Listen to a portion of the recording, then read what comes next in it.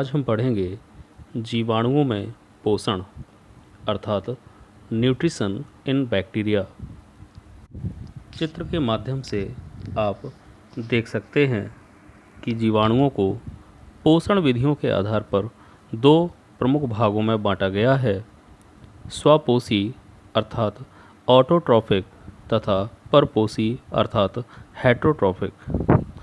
स्वपोषी जीवाणु दो प्रकार के होते हैं, प्रकाश संश्लेषी तथा रसायन संश्लेषी। प्रकाश संश्लेषी जीवाणु भी दो प्रकार के होते हैं, बैंगनी व लाल जीवाणु तथा हरे जीवाणु, जबकि रसायन संश्लेषी जीवाणु चार प्रकार के होते हैं, नाइट्रिकारी जीवाणु, लौह जीवाणु, हाइड्रोजन जीवाणु तथा गंधक जीवाणु।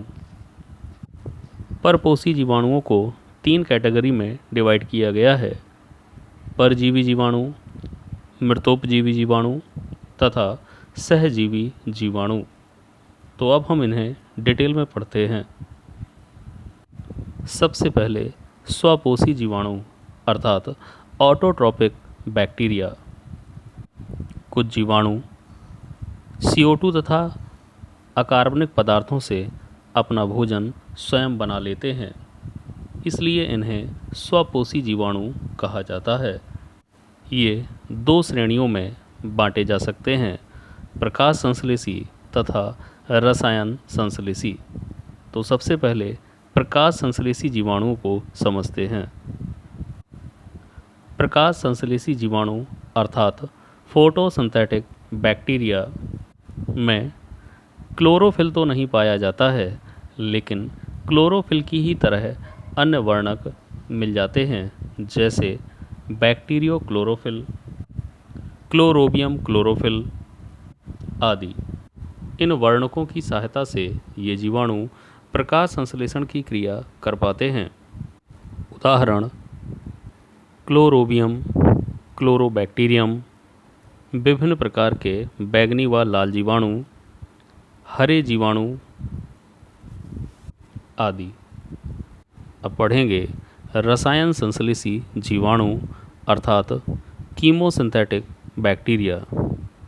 ये जीवाणु विभिन्न अकार्बनिक पदार्थों का ऑक्सीकरण करते हैं, जिसके फलस्वरूप मुक्त होने वाली ऊर्जा का उपयोग करके ये अपने भोजन का निर्माण कर लेते हैं।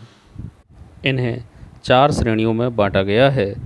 सबसे पहले नाइट्रिकारी जीवाणु अर्थात नाइट्रीफाइंग बैक्टीरिया। ये बैक्टीरिया दो प्रकार के होते हैं, नाइट्रोसोमोनास नामक बैक्टीरिया अमोनिया को नाइट्राइट में बदलते हैं, जबकि नाइट्रोबैक्टर जीवाणु नाइट्राइट को नाइट्रेट में बदल देते हैं। आयरन बैक्टीरिया अर्थात लौह जीवाणु, ये उस स्थान पर पाए जाते हैं जहां लोहे के यौगिक उपस्थित हों। ये फेरस यौगिकों को फेरिक यौगिकों में बदल देते हैं, जैसे लेप्टोथ्रिक्स आर्की। हाइड्रोजन जीवाणु, जिन्हें मेथेनोजेंस भी कहा जाता है, ये मृदा की हाइड्रोजन को मेथेन एवं जल में बदलते हैं, जैसे हाइड्रोजिनोमोनास। अब पढ़ेंगे गंधक जीवाणु, जिन्हें सल्फर बैक्टीरिया भी कहा जाता है।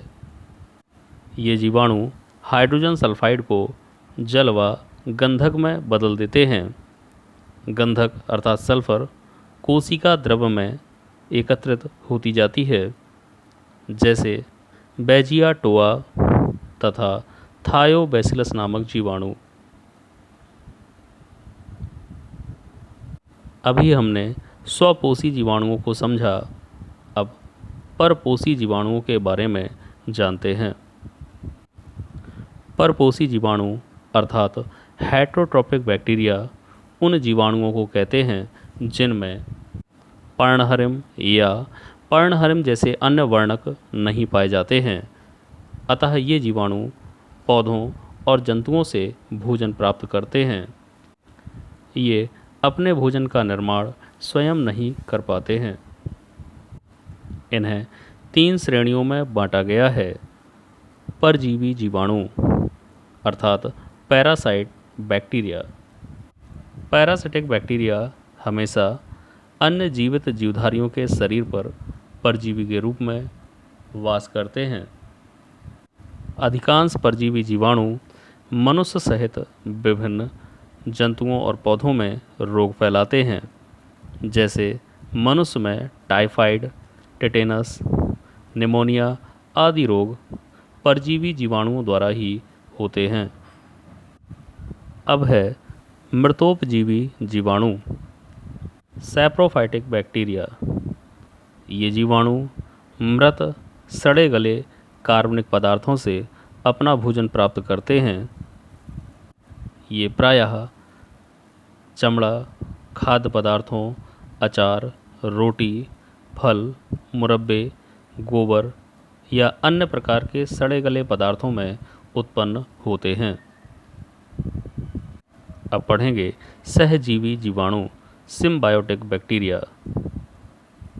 कुछ जीवाणु दूसरे पौधों और जंतुओं के साथ रहते हैं और एक दूसरे को लाभ पहुंचाते हैं।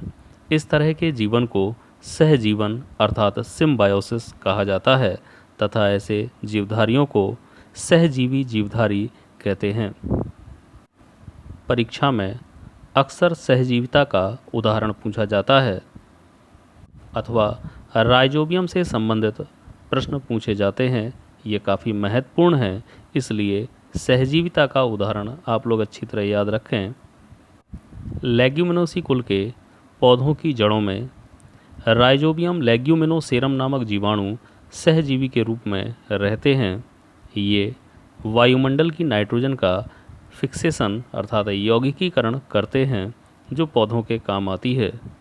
बदले में पौधे के द्वारा जीवाणुओं को भोजन व रहने के लिए स्थान दिया जाता है। इस प्रकार जीवाणु और पौधे एक दूसरे की मदद करते हैं। इसमें हानि किसी को भी नहीं होती है।